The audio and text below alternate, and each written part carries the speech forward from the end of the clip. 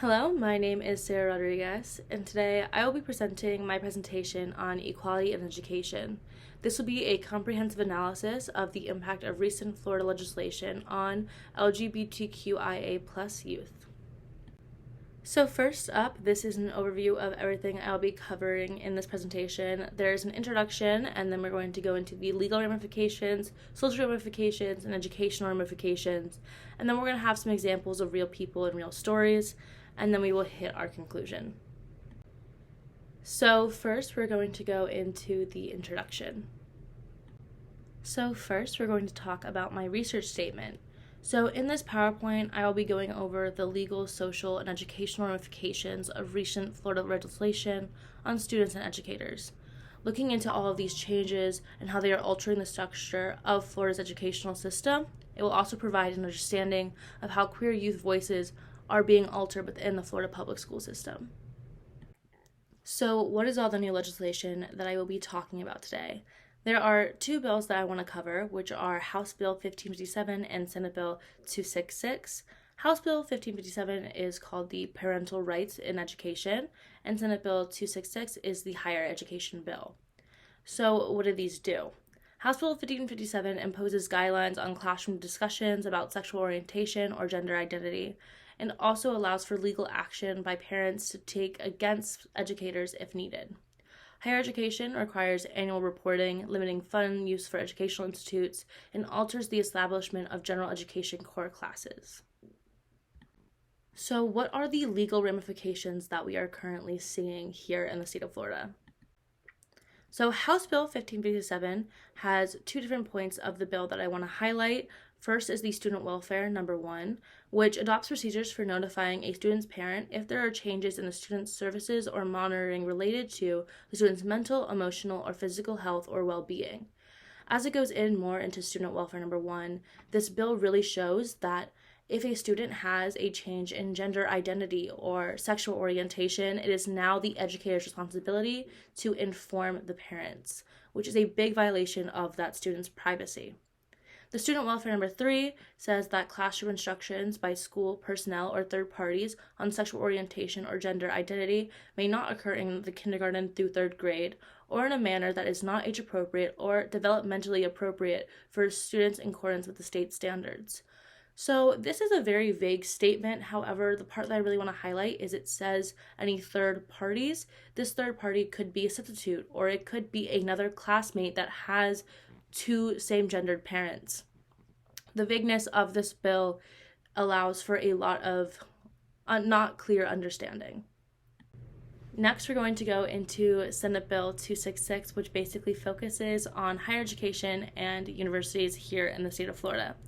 So Section 1 states that the board shall include in its review a directive to each university regarding its programs or any curriculum that is based in the theories that systemic racism, sexism, oppression, and privilege are inherent in the institution of the United States and were created to maintain social, political, and economic inequities. So right now this is saying that they have the ability to change any of the curriculum in classes that has anything to do with topics such as racism, sexism, and oppression. Section 4 goes further into what is prohibited underneath the bill, and it goes directly after the organizations like the Pride community when it says organizations may not extend any funds, regardless of source, to purchase membership in or goods and services from any organization that discriminates on the basis of race, color, sex, religion, etc.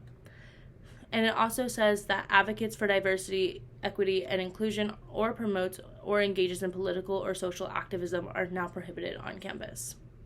So what is actually banned under House Bill 1557? For starters, classroom discussions. This does not only go after talks of homosexuality, but any type of sexual orientation in the classroom. So that involves teachers mentioning their partners, other students mentioning their parents' relationships, or any other discussion involving sexual orientation. To continue, movies and books. Movies with couples and relationships within the plot. This really focuses on queer couple representation in elementary school material. For example, a book with the main character that has two moms. Next is changes in the curriculum. Any classroom curriculum that teaches students that diversity in families and relationships before the 4th grade is now banned. And now students' privacy is banned underneath the school system because a student's sexual orientation and gender identity is now required to be reported to their legal guardians. So what's banned under Senate Bill 266? So any diversity programs in higher education.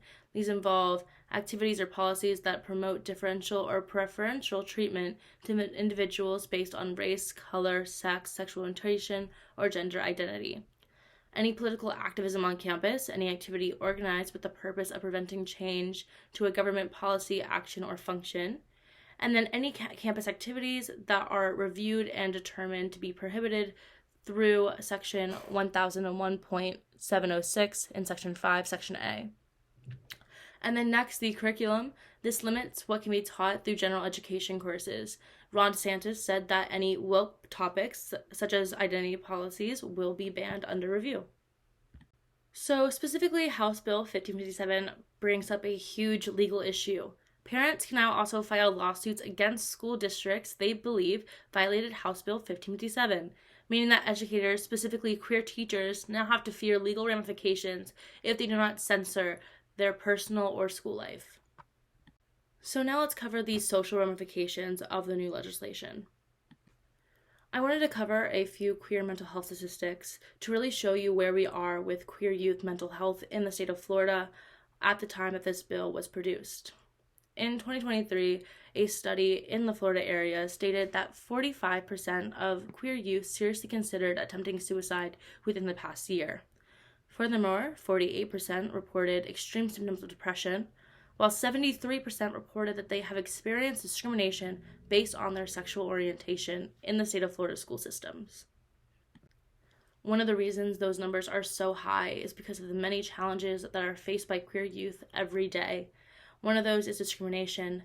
This discrimination or harassment from classmates and educators is detrimental to any young person developing in the school system.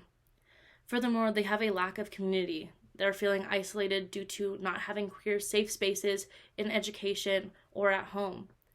Then there's a lack of resources, limited mental health resources for children struggling with self-image and identity, and they don't feel like they can reach out and get help. Next, there's a lack of representation. Without seeing someone like them in the media, queer youth can feel very isolated and feel like what they are doing is wrong and not want to engage with their peers. Something I want to stress is how important a sense of community is, especially when you are growing up. And House Bill 1557 enables a system that teaches kids from a young age that LGBTQ plus community is wrong and that it should not be discussed in a classroom or in any setting. And Senate Bill 266 limits education on diversity, which restricts university students from learning, developing, and building safe spaces in education. Now let's talk about how education is going to change due to this new legislation. So House Bill 1557 does a lot of changes to elementary school curriculums, and DeSantis said that teaching kindergarten-age kids that they can be whatever they want to be is inappropriate. This is a direct attack to children's individualities and recognizing them as people who are forming into adults in our world. The bill does not define classroom discussion or instruction. The language could be interpreted to mean that educators would not be allowed to read books to students that recognize a same-sex couple. While Florida Republicans have said that children with queer parents would be able to discuss their family structures in class, the language was not included in the bill. And as we know, anything that is not clearly specified can have drastic legal ramifications and change our education system and how we allow discussions to happen in the classroom.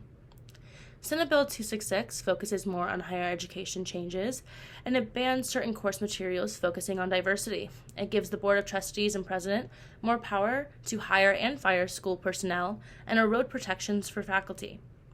The ban also has issues with spending for diversity, equality, and inclusion programs on the university.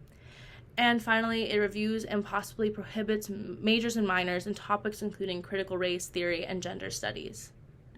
So the impacts on education. House Bill 1557 censors primary education, which will create a hostile environment towards queer topics in the classroom from a very young age. This will also limit the discussion that we allow our children to have as they are developing. Censoring media and material provided in the classroom and also limit children's understanding of diversity from a very young age. Senate Bill 266 removes classes and majors on women, race, and gender studies, erasing these important topics from the next generation.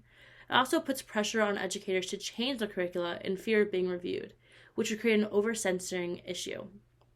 This will also create a system where we are failing to educate the next generation on social issues that they will face once they are in the workforce, overall censoring the higher education. What does this actually do to our youth? It is silencing them. Another harsh reality of the new legislation is how it is being applied to silence queer history in education spaces. The queer community has had to overcome so much to reach where we are today. However, these new laws are trying their best to erase that from the history books. Next, I want to go over some examples of real people and real stories being affected by this new legislation. A study surveyed students and families in the Miami-Dade County school system and found that 88% of queer parents said they were concerned about the effects of this new legislation, and 51.6% of Black queer students felt unsafe in their school. One example of how House Bill 1557 is being used to silence queer voices is from a non-binary teacher in Orlando. So House Bill 1557 prevents public schools from using pronouns that do not align with sex assigned at birth. A.V. Very is an example of a non-binary teacher who uses they/them pronouns, and they taught in the public school system where they were fired for using mix instead of miss, or Mrs.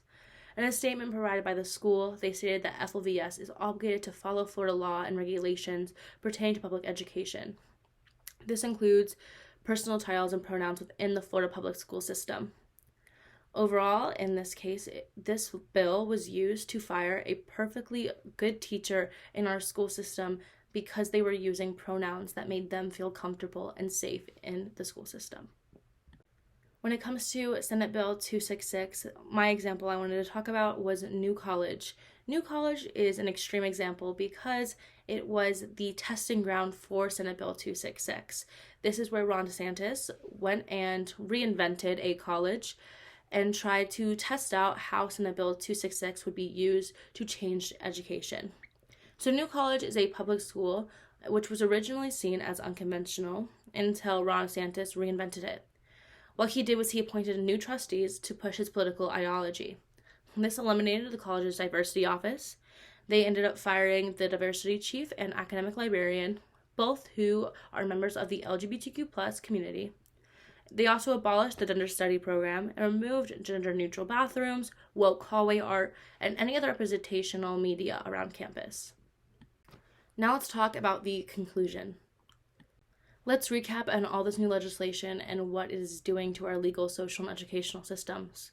First, it's allowing guardians to take lawsuits against educators, requires educators to report a student's sexual or gender orientation, and allows schools to fire educators if they are going against heterosexual norms within the classroom. Socially, it removes queer communities from school spaces and isolates queer youth. It removes resources on college campuses for the queer youth and isolates the LGBTQ+ communities in educational spaces. Lastly, on educational ramifications, it censors the media given to students, does not allow queer, gender, or diverse studies, limits the educational system to one single ideology, and makes students think that queerness is a bad thing from a very young age. Unfortunately, this legislation is not the end of the road. House Bill 1557 and Senate Bill 266 are just two parts of a national-wide trend. 15 similar bills are being moved through state legislation throughout the country. In Tennessee, a new bill would ban textbooks and instructional material that promotes, normalizes, and supports or addresses lesbian, gay, bisexual, or transgender lifestyles in K-12 schools. In Kansas, they are seeking to amend a state law to making classroom material depicting homosexuality a Class B misdemeanor. This new legislation, like this, is popping up all over the nation and is going to have a negative impact on all queer youth and educators in the country.